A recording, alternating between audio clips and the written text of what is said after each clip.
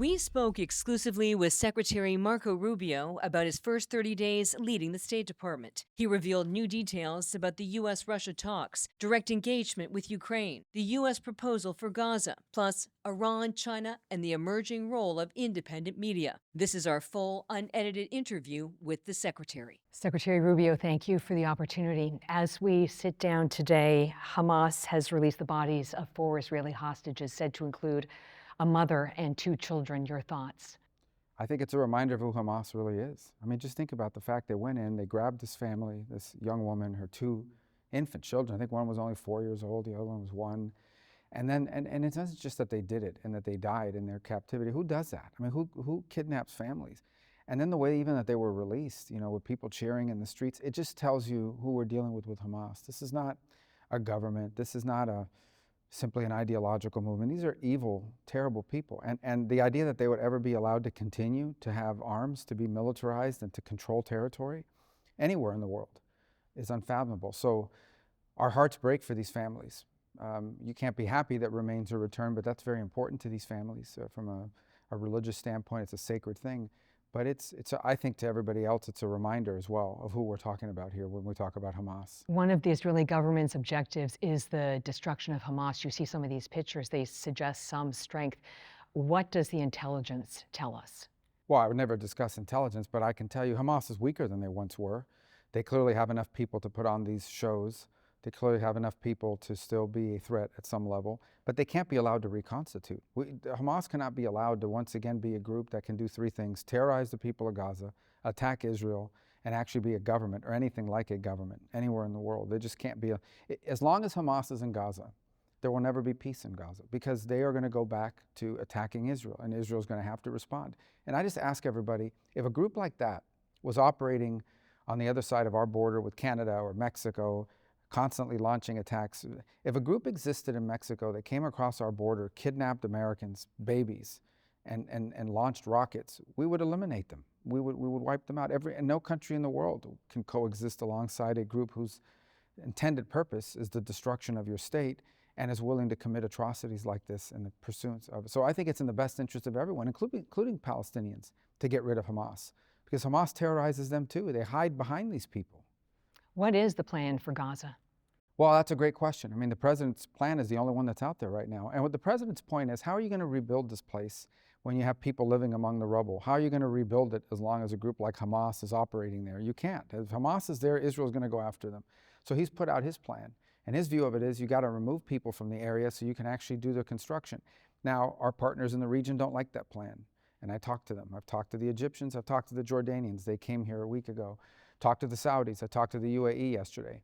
And my challenge is, if you don't like the president's plan, then I think you should come up with a better plan, and I hope they do. I hope they come up with a plan that allows for the reconstruction of Gaza. The United States will try to help it, or will help, as will others, including countries in the region that have to take ownership. But look, the job of removing rubble, the job of rebuilding housing, that can be done, and finding the money to pay for it. The countries in that region are very rich. They can help do that as well. I think the fundamental challenge in any plan is, who is going to govern Gaza? What organization, because it can't be Hamas, and how are you going to get rid of them? Because ultimately someone is going to have to go in and get rid of Hamas. You've been Secretary of State for 30 days. Yeah. Yes, that's right. What have you learned and what has been accomplished? Well, I think first of all, what I've learned is a couple of things. We have good people that work at the State Department. The challenge, it's reconfirmed my view, is there's a lot of work to be done to realign everything we do at the State Department with the national interest. That's what our foreign policy needs to be about. And that's been lost over the years. The idea that we have to define what our national interest is and then ensure that everything we do, every dollar we spend, every program we operate, every word we say is in furtherance of the national interest. Is that, if I could jump in, is that what an America First State Department looks like? Yeah, an America First State Department is not an America-only State Department. It's a State Department that defines what is the important national interest the United States has in different parts of the world, and then everything we do is aligned with that principle. And that's been lost, I think, by and large in American foreign policy for a long time. I think you can track it back without going into history lessons in the post-Cold War era, where the U.S. was the sole superpower, and we were called into doing all sorts of things that no other country in the world could do. And some of it was not aligned with our foreign or our national interest because we hadn't even defined what the national interest is. It also means there are things in the world that are important and that matter and are good causes, but they can't be a priority because the priority first and foremost has to be on the national interest of the United States. So I think this is by and large an organization of people that seek direction, and if you give them clear direction about what we're trying to pursue and accomplish, they'll go out and they'll do it. And that's how we're trying to align, even as we have to do our job on a daily basis, is what our hope is to align and give the State Department clear missions from the field, meaning our embassies and people out across the world, all the way to the 7th floor where I work. What are your directions for the first 100 days? Well, I think we really view it as more than a 100-day project. But as we've gone in and done it, one of the things we're looking for on restructuring is our bureaus. You know, we have our policy bureaus, they're geographically based, and then we also have our functional bureaus. And that human rights, and for example, there's a bureau for trafficking, human trafficking, there's a bureau for migration. I think those issues are interrelated. So one of the things we're working through, we haven't made a decision yet, is whether that bureau should be consolidated into a bureau, and what's our national interest, that prevents migration and prevents trafficking, not facilitates migration and mass migration, which is not just a challenge to the United States, by the way. It's one of the leading issues in Europe. We just came back from the Munich Security Conference. Every country in Europe is facing the challenge of mass migration, but it's really putting strain on virtually every country in the world is facing migration challenges, every developed country in the world. So that's just an example of the kinds of realignments that we're looking to make, and we want to do it in a thoughtful and careful way, but also in an expeditious way. We can't move too slowly either, because then it just won't happen. A month ago, you hit pause on most of the foreign aid. Is that review nearing completion? Well, part of that review is issuing waivers. So I think we've issued over 250 waivers. And that means someone comes forward and says, this program is really important. It's important, it can be justified, it's aligned with the national interest. We issue a waiver for it. I'll give you real world examples. We were in Guatemala, and we came across a program where we are helping train Guatemalans to identify the precursors of fentanyl and intercept it, to help us extradite drug dealers that we're trying to get a hold of. And we issued a waiver for that program because that's clearly aligned, right? What is our national interest? We want to prevent fentanyl from reaching the streets, and we want to take the people responsible for trafficking in it, and if they're wanted, bring them to the United States to stand trial and serve prison sentences. So those are the kinds of waivers that are being issued. We also issued a blanket waiver for emergency humanitarian support, food, medicine, housing, things where there's a crisis somewhere in the world. And but that's an ongoing process, and I think before the 90-day period is up, we'll have a real good insight into all the foreign aid we do. I know it's been disruptive for some programs, but I think in the long term it's going to be beneficial because we'll be able to say that every program that we are out there operating serves the national interest because it makes us stronger or more prosperous or safer. That's the process we're trying to go through, and we go through it on a daily basis. When will the State Department get the DOGE treatment? Well, the State Department has DOGE people here that are present, and they're part of this process that we're going through and identifying primarily programs that we look at that are on pause and understanding why are they, justified versus not justified. For example, there's a lot of climate programs that we're funding all over the world, and people are free. We're not banning climate programs. If somebody wants to fund a climate program out of their own pocket or through an NGO, they can do so. The fundamental question is whether that should be a priority for the United States, or instead, should we be focused on programs that are helping nations gain energy independence or reliability in their energy sector so they can develop economically. And so that's the sort of repurposing that we're trying to do, and they've been very helpful in identifying what those programs are. Likewise with personnel. There's no government agency that can tell you that every single person that works there, we need, that they're indispensable. I think that's true for virtually every entity in any government across the country. So that'll be a process we go through as well. We have very talented people. We don't want to lose talented people. But there are functions and roles that need to be examined, and we're going through that on a daily, even as we do this other job, we have people that are working through that every single day. And DOGE has been very helpful in the State Department in that regard. We have more work to do.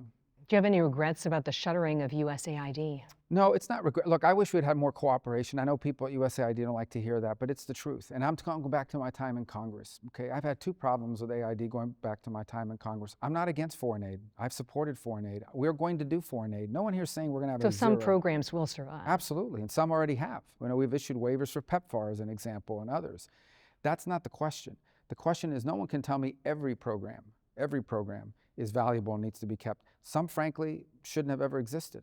In many other cases, you have programs where the program is titled something, and then you realize the program's not run by USAID. The USAID simply provides grants or money to a company or to an entity, an NGO, whatever. and they're out there running the program. And as a member of Congress, when you wanted to ask, well, who is operating this program? Because sometimes it goes from a program and then they give it to a third person, that third person. Sounds like a shell game. It can be, and so that's what we're trying to get to the bottom of. So ideally, you would have people open up the books and say, well, here's who our contractors are, and here's what they work on, and here's why it's mission critical. And we didn't find a lot of cooperation in that regard. And so the result was, and this was before I became acting, but even after, some of those people that became uncooperative, in some cases were even trying to push payments through the system to get around the freeze. That we have to address. And so I think it's unfortunate, because the ideal way would have been, but this, to go through it the way I've just described, but this is an agency, frankly, at least in some levels, that has been largely uncooperative and completely unaligned with the State Department. We have embassies where USAID and the embassy work very well together. And we have embassies where the embassy is working on one mission and USAID is working on a completely different mission that's in contradiction with what the State Department's directive is in that nation. That has to be fixed. So ideally, we would have fixed it in a way that would have been, different. But when you run into passive aggressive and in some cases aggressive opposition to your work, that requires you to now go in and put a stop to everything. And so that's the process we've had to follow, unfortunately, but that's the only way we're going to get to the bottom of this. We have to answer, this is American taxpayer money. The idea that USAID is some sort of global charity that's out there, serving the interest of the global community. No, it's called the USAID, in the United States. It's our taxpayer money. That should also be aligned with the national interest. And if it isn't, it needs to stop. I want you to respond to a story that was in Politico. It said that you are Secretary of State in only name. It quoted Senator Chris Murphy, a Democrat of Connecticut, saying Rubio is not in charge. How often are you in the Oval at the White House for the big decisions? Well, I don't know about how often. I'm there pretty often. Just came from there right before I met with you here now. Look, that's just part of the stuff that happens in Washington, and the columnists and people write stuff. I didn't even know that story was out there. I'm just focused on doing my job. I feel pretty busy, and I know we're pretty busy. We're working on, even as we're working through all these reforms in the department, we're also out there trying to realign American foreign policy, whether it's my trip to the Western Hemisphere. We had a very successful trip. We think we already are getting more cooperation on migration from Panama, from Costa Rica, from Guatemala. That's been documented. We had a great visit to the Dominican Republic, which is very tightly aligned with the United States on a host of issues. We were to talk about Haiti there as well.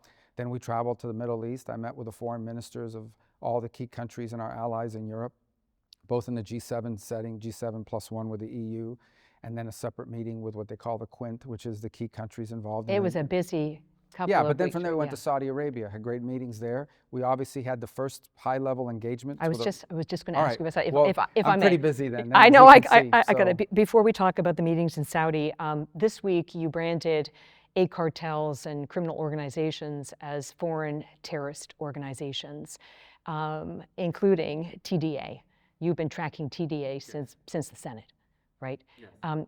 Does this foreign terrorist organization designation unlock new diplomatic tools? Well, not just new diplomatic tools, new economic ones as well, because it basically doesn't allow anyone to have any sort of commercial relationship with these groups.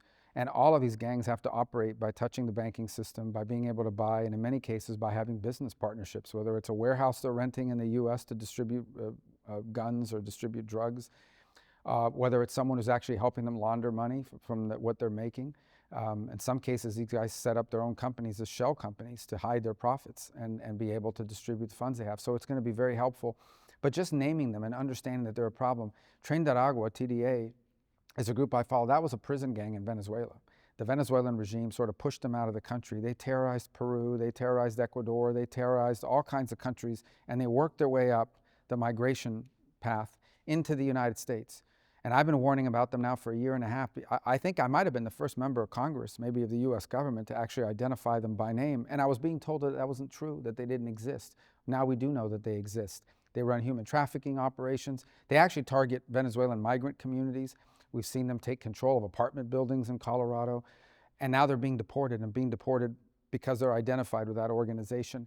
So I think those designations are important, and it gives us a valuable tool to cut off any partnerships they may have, not just with US nationals, but any other businesses or individuals around the world that are assisting them in what they're doing. And it's not just the gang, it's the drug trafficking organizations that operate out of Mexico too. Does the foreign terrorist organization, does the FTO designation, does that move the U.S. government a step closer to using military force against the cartels? Well, it depends where they're located. Obviously, in the case of Mexico, the preference always is to work in conjunction with our partners in Mexico. And we can provide them a lot of information about who they are and where they're located. If in the end these people pose an imminent threat to the United States or cross into our borders and into the United States, then it gives us tools to go after them using law enforcement, using DHS, using ICE, using the FBI, the DEA, and whatever agencies we have available. But if they're located in a third country, like operating out of Mexico, we can now share that information with our Mexican partners. It's their country, and they can action that item because it poses a threat to both of our countries. And we would hope now that we can get more cooperation from them on that front. You told reporters in Saudi Arabia that there hasn't been regularized contact with the Russians in 3.5 years. How much ground was lost under the Biden White House?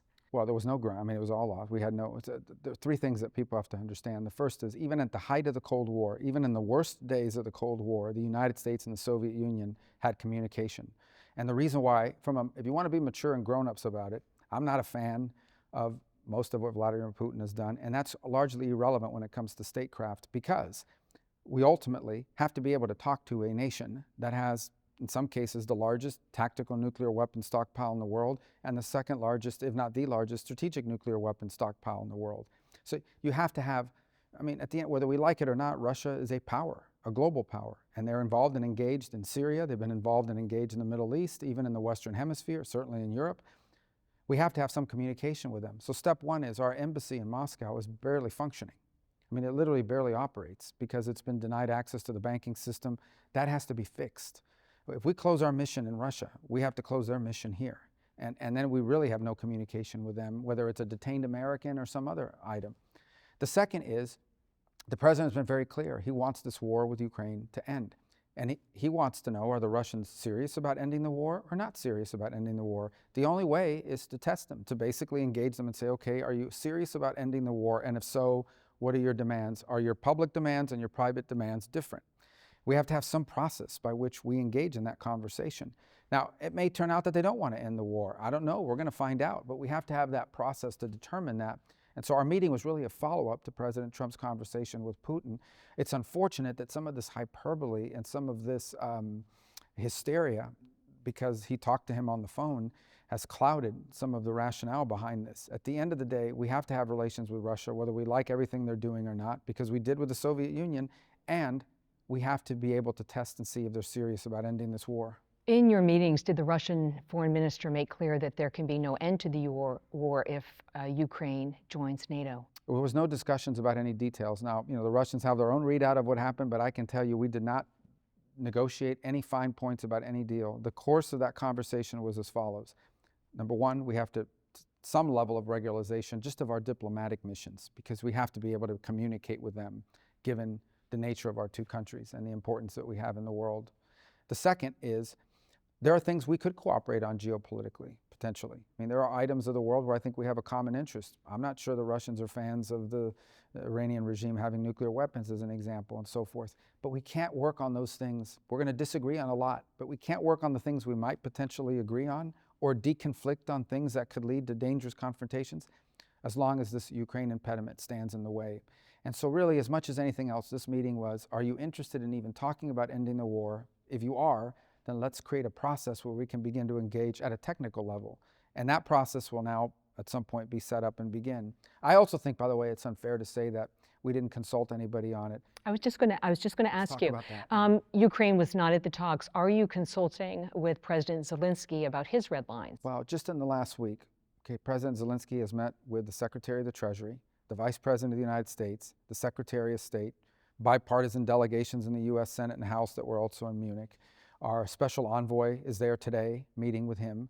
So we talked to the Ukrainians throughout this process, and we explained to them very clearly what our intentions were in terms of pursuing this. In fact, the President of the United States spoke to Zelensky right after he hung up with Putin. I was in the office for both phone calls. So to say that we haven't consulted with them is not accurate. It's not true. It's also not true that we haven't consulted with our allies in Europe. I personally spoke to the 5 foreign ministers right after my meeting with the Russians and walked them through what had happened. We talked to them before those meetings, the same 5, plus the G7, plus the EU, and all the other meetings we had in Munich. So this is just not accurate. But that was a meeting to largely determine whether they were interested or not in finding a way to end this war. And Are if they so, interested? we're going to find out. I mean, I tell people peace is not it's an action. It's not a noun, it's a verb. It's an action. You have to actually pursue it. So at the end of the day, they're either interested or they're not. If the demands they make for ending the war are maximalist and unrealistic, then I think we have our answer. If, on the other hand, there's any opportunity to pursue peace, we have to do it. And I think people have, I really am sort of puzzled, generally, in diplomacy, people who are seeking to end the killing and the harming of thousands and thousands of people in war are usually celebrated for an effort to end the war. If it was just the Vatican who was involved in these talks, who would criticize it? For the President of the United States to be engaged in finding whether there's the possibility of peace should be celebrated, not condemned. But anyway, that's the kind of the world we live in right now. Did the U.S. delegation make clear to the Russians that there are no guarantees about the retention of territory they have annexed from Ukraine? We didn't engage in any specifics about territories, none of these, because that wasn't the purpose of that meeting. The purpose of the meeting was to determine whether there was a real interest in discussing peace or not. If there is, then a process like that can begin. And I also think it's silly to say, well, the Ukrainians are going to be cut out or the Europeans are going to be cut out. You can't. You can't find a stop to a war unless both of sides and their views are represented. They both have to agree to it. Like, Russia can't agree to a ceasefire or to an end of hostilities if the Ukrainians don't agree to it. It has to be on terms acceptable to both sides. Likewise with the Europeans. The Europeans and the EU have their own set of sanctions on Russia. Even if we lifted all of our sanctions, which none of that was discussed, the Europeans would have to lift sanctions too in order for something to be possible. So they all have to be consulted at some point, but we're just not at that stage yet. So what's the signal, Secretary Rubio, that the Russians are serious about peace? Well, the signal, I can't answer whether they're serious about peace or not yet. That will have to be determined by the attitude they take moving forward. The only thing we agreed upon is that we're going to talk about peace. What they offer, what they're willing to concede to, what they're willing to consider, will determine whether they're serious about peace or not. We're just not at that stage yet. When President Trump posts that President Zelensky is a dictator without elections, what are you thinking? I think President Trump is very upset at President Zelensky, and in some cases, and rightfully so. Look, number one, Joe Biden had frustrations with Zelensky. People shouldn't forget it. There are newspaper articles out there about how he cursed at him in a phone call because Zelensky, instead of saying thank you for all your help, is immediately out there messaging what we're not doing or what he's not getting. I think the second thing is, frankly, I was personally very upset because we had a conversation with President Zelensky, the Vice President and I, three of us. And we discussed this issue about the mineral rights. And we explained to them, look, we want to be in a joint venture with you, not because we're trying to steal from your country, but because we think that's actually a security guarantee. If we're your partner in an important economic endeavor, we get to get paid back some of the money the taxpayers have given, close to $200 billion. And it also, now we have a vested interest in the security of Ukraine. And he said, sure, we want to do this deal. It makes all the sense in the world. The only thing is I need to run it through my legislative process. They have to approve it. I read 2 days later that Zelensky's out there saying, I rejected the deal. I told him, no way, that we're not doing that. Well, that's not what happened in that meeting. So you start to get upset by somebody. We're trying to help these guys. One of the points the president made in his messaging is, it's not that we don't care about Ukraine, but Ukraine is on another continent. You know, it doesn't directly impact the daily lives of Americans. We care about it because it has implications for our allies and ultimately for the world. There should be some level of gratitude here about this. And when you don't see it and you see him out there accusing the president of living in a world of disinformation, that's very counterproductive. And I don't need to explain to you or anybody else, President Trump's not the kind of person that's going to sit there and take that. He's very transparent. He's going to tell you exactly how he feels. And he sent a message that he's not going to get gamed here. He's willing to work on peace because he cares about Ukraine. And he hopes Zelensky will be a partner in that, and not someone who's out there putting this sort of counter messaging to try to, hustle us in that regard. That's not going to be productive here. What's the timeline for a meeting between President Trump and President Putin? Well, that topic came up in our conversation with the Russians, and what I said, I know that now they're saying that they said it, but we actually said it, and that is, well, there isn't going to be a meeting until we know what the meeting's going to be about. I mean, do you expect it later in 2025? I don't know the timing of it, but a meeting between President Putin and President Trump has to a meeting about something. We have to know what that meeting is about, what's going to be achieved at it. You don't generally have these meetings until you know some outcome or some progress has been made. So I think when that meeting happens will largely depend on whether we can make any progress on ending the war in Ukraine. And if we can, and that meeting is what seals the deal, I think everybody should celebrate that President Trump is a peacemaker. He's the only global leader right now that can make this happen. The only global leader. Why do you say he's the only one? Well, because others have tried and have failed. There was an effort in Istanbul a couple years ago, and it involved a number of European countries, and it failed. It didn't lead to a result. No, this war is now going on its third year. What global leader now could engage in this and actually even bring Putin to the table? Maybe we're not successful either, but right now we're the only ones that, through President Trump, that have any chance. Maybe the chance is 1%, I don't know. Maybe the chance is 90%. But he's the only one that can even test that proposition. And everyone should recognize that and celebrate the fact that he's willing to do that early in his presidency. He's willing to do it. No one else is willing to do it, and no one else right now apparently can. You were also in Israel in recent days, and when you were in Israel, you said there will be no nuclear Iran. How far is the Trump administration willing to go to stop a nuclear Iran? Well, ultimately, I think President Trump's been clear. We're not going to discuss tactics or measures. He's issued an executive order to once again return to the maximum pressure, primarily because we've seen that Iran uses the Iranian regime. Let me be clear. I'm not talking about the Iranian people, the regime. They use any money that they make to fund their weapons programs, to fund their sponsorship of terrorism. If you look at all of the destabilizing things that are happening in the Middle East, the Houthis and their attack on global shipping, Hamas, Hezbollah, the militias in Iraq that attack both Israel and the U.S. presence there, the anti-ISIS presence that we have, all of them are sponsored by money from Iran.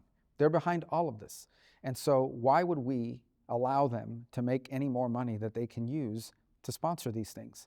Now, how we prevent a nuclear Iran, I'm not going to discuss the options that are available to us or anyone else for that matter, but I want to be abundantly clear, the Iranian regime can never be a regime that's behind all of this and believes that it is their duty to export their revolution to other countries in the region. They can never allow to possess a nuclear weapon where they can hold the world hostage and where they could potentially attack Israel. Earlier this month, President Trump said that he had given instructions to his advisors of what to do if he were to be assassinated by Iran. Are you familiar with those instructions? Well, I'm familiar with what he's talking about. And again, we're not going to get into tactics or options available to the United States. Suffice it to say that if the United States chose to do so, it could bring about the end of the Iranian regime. But the president's a peacemaker. He'd prefer to avoid that and avoid those circumstances. But I don't think anyone should be confused here. Under Donald Trump, there is not going to be a nuclear Iran. China. As Secretary of State, what is your position on China? Well, it's not my position. It'll be the Trump position on it. And I think President Trump's position is pretty straightforward. On the one hand, just like Russia, China's a global power, the second largest economy in the world, rapidly growing military. We have to have relations with the Chinese. We have to.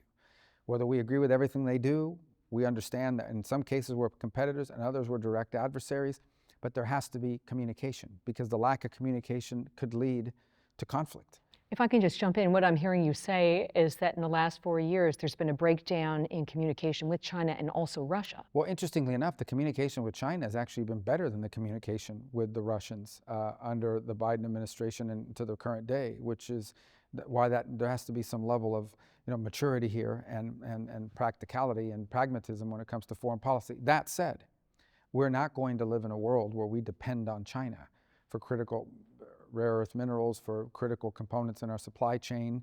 We're not going to live in a world in which China gets to dominate the Indo-Pacific, and we're not allowed to have commercial ties in that region because they're holding countries hostage, and they all become tributary states. The Japanese have no interest in being a tributary state, and they're close allies of ours. The South Koreans, the Philippines, Australia. None of these countries want to become tributary states. Vietnam, for that matter, are not interested in becoming sort of tributary states in a Chinese zone of influence. We are a Pacific nation. We intend to remain one and maintain our relationships there. So that is a red line for us. We're not going to abandon our engagement as a Pacific power. And by the other token, we're not going to live in a world where the Chinese dominate things that are critical to our economy and be held hostage by them.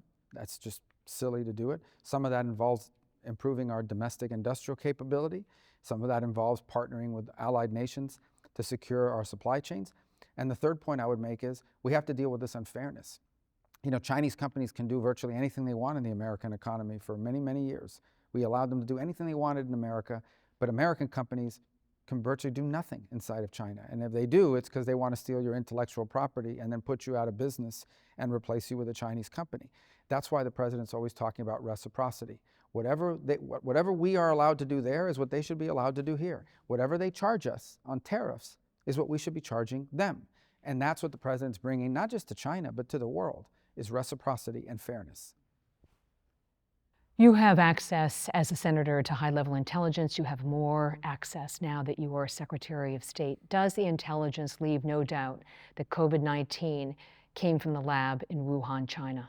Well, I wouldn't say that it leaves no doubt. I would say, and I've long believed this, and I've said this irrespective, just common sense tells you, that the chances that this was and I say an accident, we know that the Chinese spent years, in some cases with Western funding, taking viruses and re-engineering these viruses, trying to predict what if this virus carried over into humans, what would it look like? And they were probably doing it because they were trying to come up with a vaccine for it. Let's say somebody got infected, messing around with that in a lab. They went out into Wuhan, they gave it to 10 people, those 10 people spread it to the world. I think the evidence is compelling that that's exactly what happened here.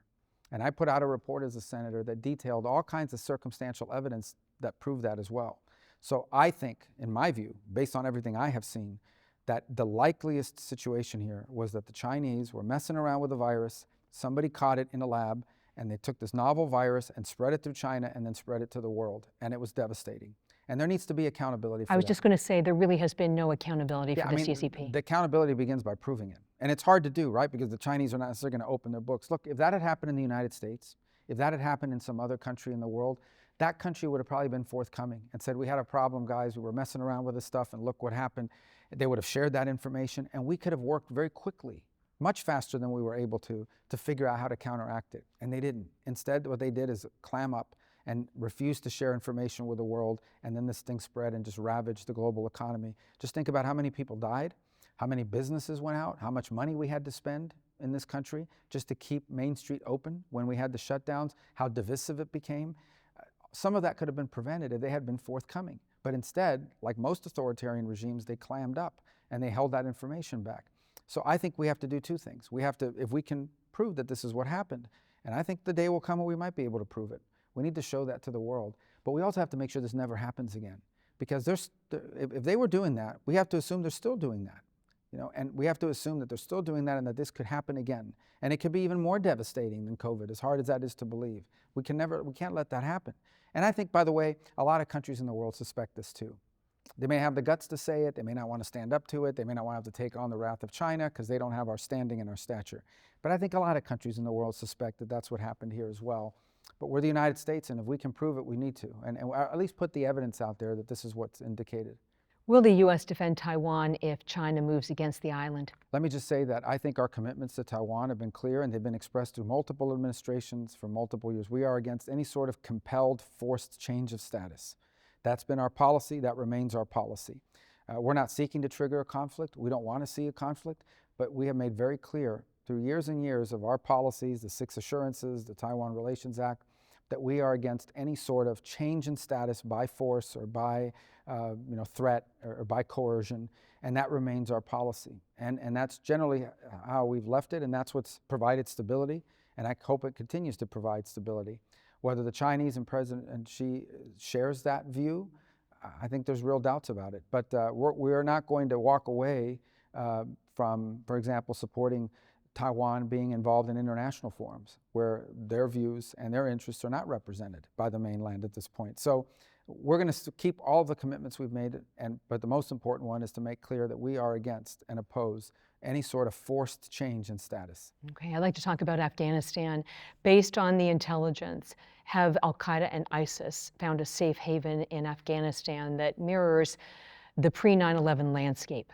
Well, I wouldn't say the pre-9/11 landscape. I think anytime you have governing spaces that are contested, that you don't have a government that has full control of every part of their territory, it creates the opportunity for these groups.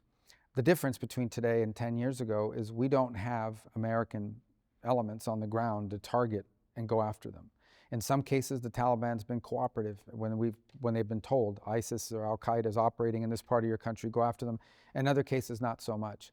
So I would say that I wouldn't compare it to pre-9/11, but I would compare it, but it's certainly far more uncertain. And it's not just limited to Afghanistan. I mean, there's real concerns about Syria, where everyone's glad Assad is gone, but there's about 8,000 ISIS killers who are in a prison there. And if the destabilization there leads to them getting out, we got a big problem on our hands. So I think these groups are constantly looking for new places to migrate. We've seen that happen in the Horn of Africa and the Sahel. We're concerned about that as well. These groups are constantly looking for ungoverned spaces where they can plot externally and even to destabilize the region. I have a question about Qatar. American victims of terrorism have won judgments in the U.S. courts against Iran. Qatar is sitting on billions of dollars of Iranian assets. Will you ask Qatar to satisfy these judgments for American victims of terrorism? The answer is yes, but in a very, it's a difficult situation, again, in describing foreign policy to people. On the one hand, the Qataris, there's a lot to be concerned about, but there's a lot to be concerned about how they've given Hamas and others operating space within their country. On the other hand, this ceasefire, which has allowed these hostages to be released, would not have been possible without their mediation. So it's a complex relation that we have with the Qataris, where in some cases they've been very productive in some of the things they've done. In other cases, not so much. And so it's one we're going to have to navigate very carefully. It's what makes foreign policy so difficult. Foreign policy is rarely a choice between the great and the bad. Sometimes it's between the bad and the worse. And I think in this particular case, it's a challenging relationship we have, but nonetheless an important one strategically that requires us to be pragmatic about how we approach it. But that doesn't mean we need to look away or celebrate the things they've been supportive of, but also we need to recognize the strategic importance they've played in allowing, for example, to serve as intermediaries with Hamas and allowing the ceasefire to happen and these hostages to go free. Were it not for the Qataris, that wouldn't have happened. So it's a complicating juggling act. Will you raise the issue with them? We've raised that issue. Previous administrations have as well. And that issue will continue to be raised at the same time as we want to work with them on getting all the hostages out, because they all should be out. I want to ask a question about Havana Syndrome, or AHIs, these debilitating neurological conditions. State Department personnel, intelligence community, military, even families. Have directed energy weapons been used against U.S. government personnel? Oh, I do not believe in the conclusions that we've seen in the past, and I think evidence in time will prove me correct, that these things happened by accident, that these things were a result of mass hysteria or some pre-existing conditions. Now, in some cases, maybe. But I have no doubt in my mind that something caused people to be suffering from these things in different posts around the world, not just limited to Havana. There's a lot of work still going on. I think we're going to learn a lot more about it over the next few years as more work goes into it. But I've met some of these people. I've interacted with them for years. And I can't explain every case, but I think there are most definitely cases where there is no logical explanation other than the fact that some external mechanism caused them to suffer brain injuries that in many cases look like they were hit over the head with a baseball bat or assaulted somewhere. We can't ignore that. And in the meantime, what we have to ensure is that whether they were State Department personnel or working for some other agency, that those people are getting the treatment and the support that they need. And it's a top commitment of mine to make sure these are people we sent abroad to serve our country. They were harmed in the service of our country, and they deserve our ongoing support, not being accused of things like mass hysteria or they're just... It's government gaslighting. Well, I think it's outrageous. And I don't know what the intent was behind that, but ultimately, this State Department is going to be transparent with them. Anything we know, they will know. And in the meantime, we are going to assume the worst, and we're going to treat them as if they were victims. No matter what, we're going to treat them as they were people that were harmed by serving our country overseas. Okay. We just have a couple of minutes left here. President Trump has talked about expanding the U.S. footprint.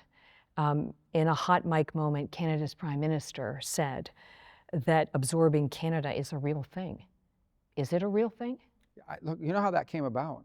President's meeting with Trudeau, and Trudeau says, well, if you even out our trade relationship, then we will cease to exist as a country.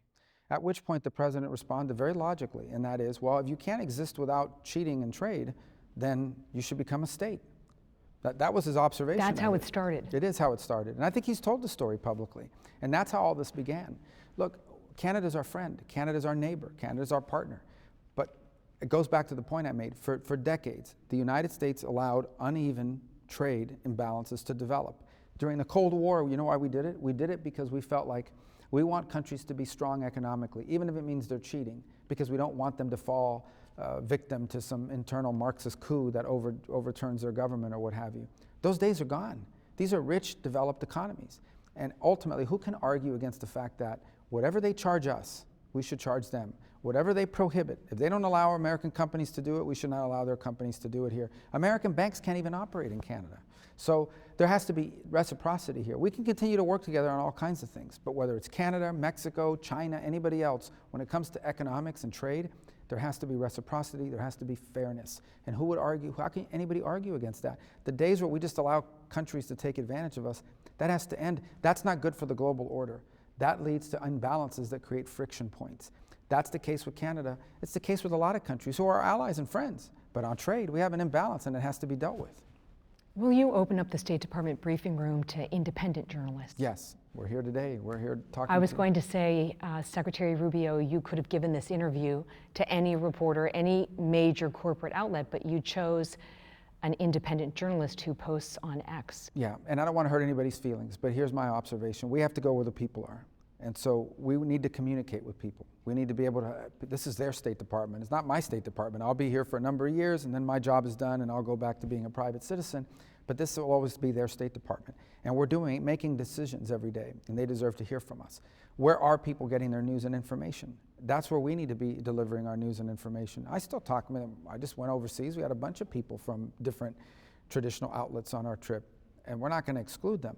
But we have to be able to communicate people where they're getting their news and information. What we can't allow to have happen is we can't allow our message to solely be provided through the filter of legacy traditional media outlets whose, sadly, I don't mean to hurt I'm not trying to be mean here, but their readership is down, their viewership is down, their ratings are down. We have to take our message where people are getting their news and information, and in these sort of long form interviews where you're getting serious questions and can provide answers to nuanced issues, not little sound bites that they run during the cable news hour, for news and entertainment purposes. So we'll engage everybody, but we'll most certainly see a greater emphasis on independent journalism because that's where people are getting their news and information. Secretary Rubio, thank you very much for the opportunity today, and thank you for acknowledging and supporting independent journalism. Thank you.